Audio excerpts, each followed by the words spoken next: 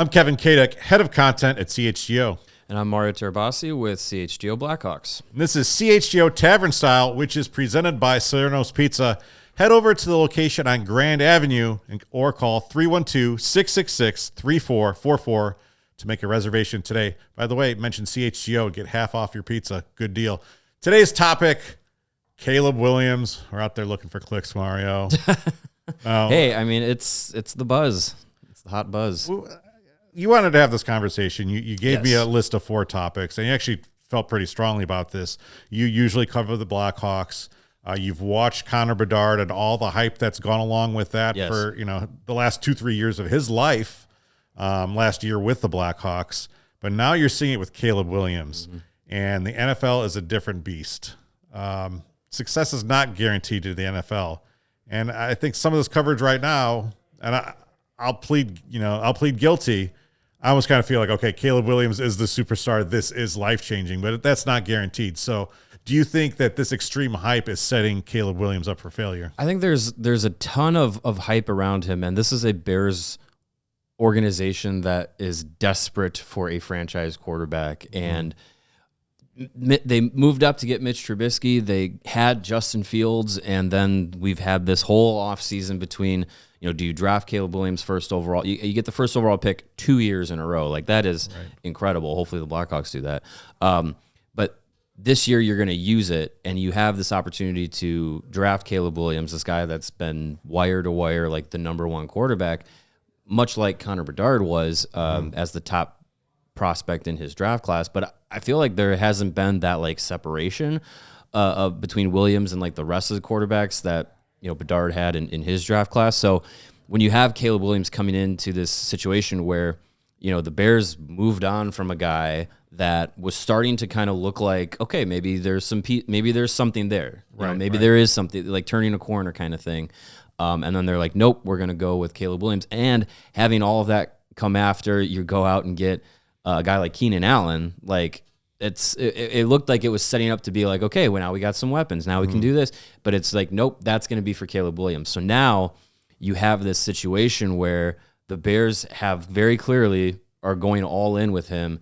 And I compare it to some other quarterbacks that have, had some ability to kind of grow, like Patrick Mahomes. He was a highly touted quarterback prospect, wasn't number one overall, but he was a guy who took a little bit of time before he became the superstar, and you look at like CJ Stroud jumped right in and made a huge impact. I don't know if Caleb Williams can do that, and he doesn't have the ability to kind of like grow into it. Like, he's going to be thrown into the fire right away. So the one thing that you texted me was, I am worried about this thing. I don't know if I think you use the word pitfall, but I think almost like a better word would be like snowballing. Like, if he doesn't get that extreme success right away, you're worried. Yeah, and because I think it's been set up to be like he's going to come in and fix everything right away as a rookie, and I feel like very few rookie quarterbacks actually do that. Right. And the ones that like get to the success that the Bears are hoping to have, they take some time. And I mean, even looking in your own division is Jordan Love. Like, he was behind Aaron Rodgers, and we all thought, this guy's going to suck. Right. It doesn't look like that's the case. So Caleb Williams is going to have no time to grow under anybody. Not that the Bears have really had anybody to do that. And he's going to be So do thrown you have a problem with the the hype, or do you have a problem just kind of with him coming in and not having time to acclimate, to develop? I think the worry I have is that there's so much on his shoulders of like, you're going to save everything. And he's been given a lot of tools, but that can be a problem too, because if you give all these tools to him, DJ Moore, Keenan Allen, Cole Kmet, you start to build an offensive line. If you have all those things that everyone that wanted Justin Fields to have those things, and then they traded him, you have this potential. If there's not success right away, half of the fan base or more might be like, see, I was right. It should have been Justin Fields. I think half the fan base is just waiting for that, which kind of drives me nuts about Bears fans. The thing I love about Bears fans is that we can get really high and we can get really low. And I kind of tend to be more on the optimistic side.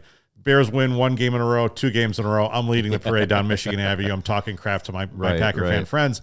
And I feel like that's kind of where I'm at with Caleb Williams. So if I'm going to take the other side of it here and going to say, and I think you were probably like this with Connor Bedard, saying, okay, he's going to be fine. He's been under this microscope. He knows what he's dealing with. This is not your everyday 18-year-old. This is a person who's been, developing and getting ready for this the entire time. I see the same thing with Caleb Williams. You just kind of go back and look at the way he and his father worked to become the best quarterback. He walks into Oklahoma, does wonders there, wins the Red River Shootout, transfers to USC, which, look, you could argue that USC is bigger than the Rams and Chargers in Los Angeles, right? Yes, you could. Wins the Heisman Trophy there, still performs well this last year, even though he doesn't have a defense or a lot of offensive talent around him.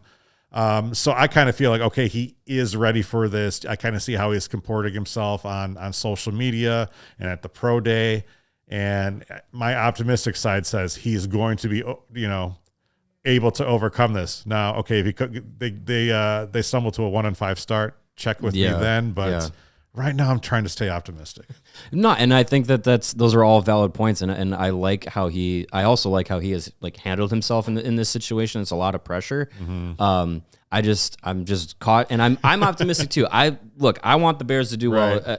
Also, it's good for this city to have a Bears team that is fun and competitive. We have enough teams that make us miserable. Let the Bears give us some joy.